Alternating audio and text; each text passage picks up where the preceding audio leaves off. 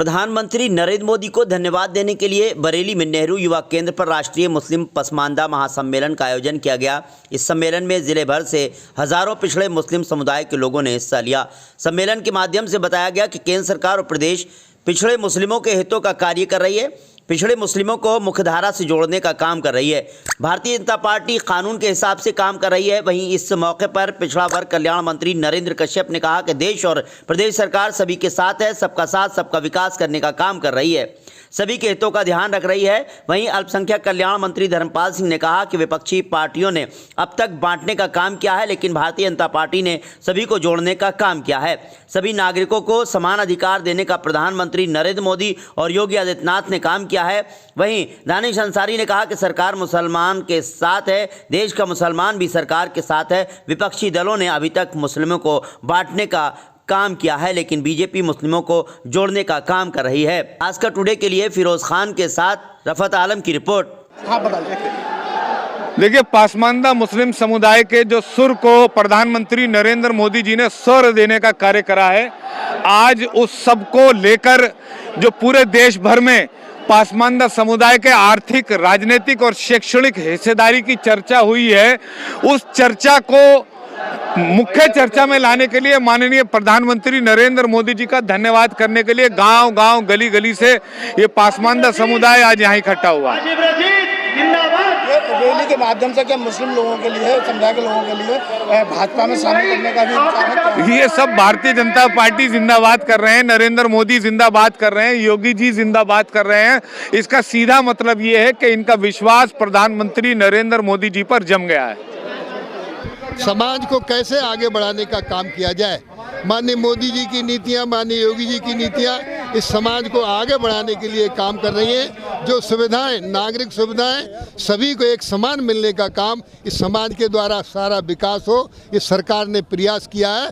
उसी प्रयास को में बंधकर, उसी प्रयास में विश्वास के साथ आज बड़ी भारी तादाद में, हजारों की संख्या में पसमानदा समाज के लोग यहाँ इकट्ठा आए। मैं उन्हें बधाई देता हूँ।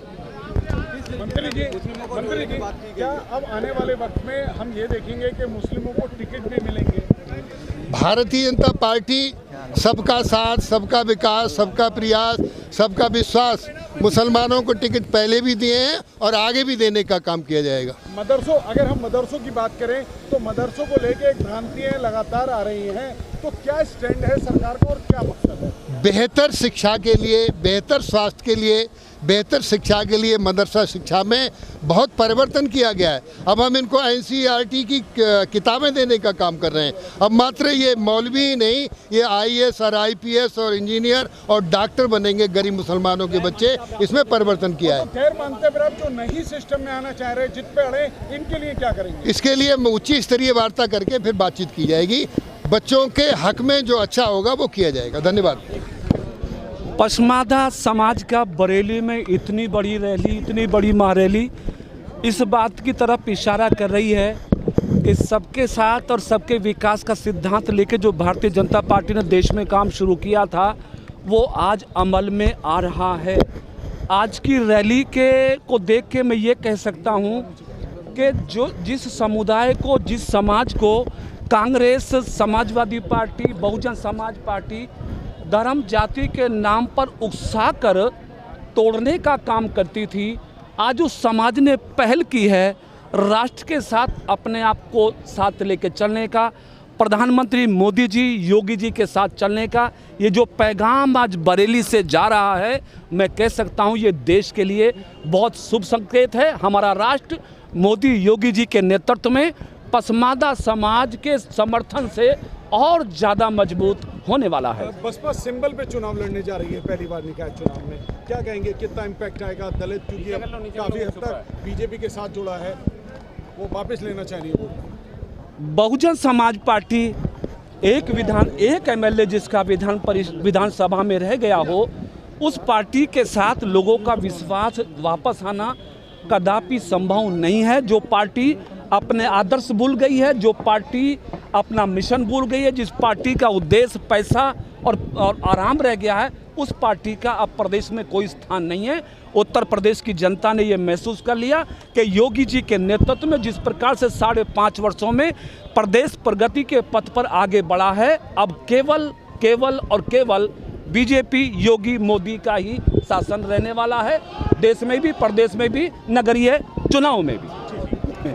मुख्यमंत्री योगी आदित्यनाथ जी सबका साथ सबके विकास के नारे को ईमानदारी से धरातल पर चरितार्थ कर रहे हैं और आज सरकार के प्रयास से ही अल्पसंख्यक समाज, मुस्लिम समाज और ख़ास तौर पे जो पसमानदा समाज है उसको तमाम सरकारी योजनाओं का लाभ बिना भेदभाव के और बिना भ्रष्टाचार के मिल रहा है।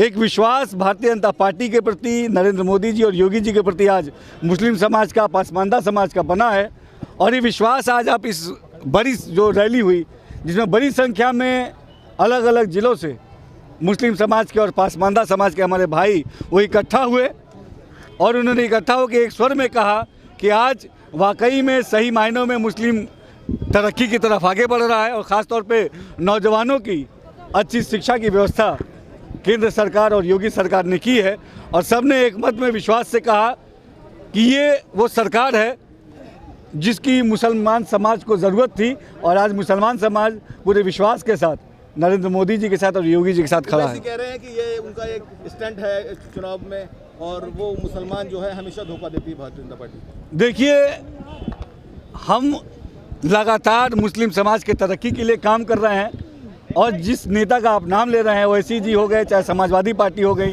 चाहे बसपा हो गई, उन्होंने हमेशा हम मुसलमानों को केवल ठगने का काम किया।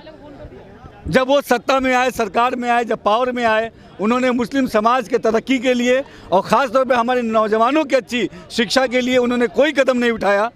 जब मुस्लिम नौजवान उनसे पूछता है कि जब आप सत्ता में थे तो आपने हमारे भलाई के लिए क्या किया, तो उनके पास कोई जवाब नहीं रहता।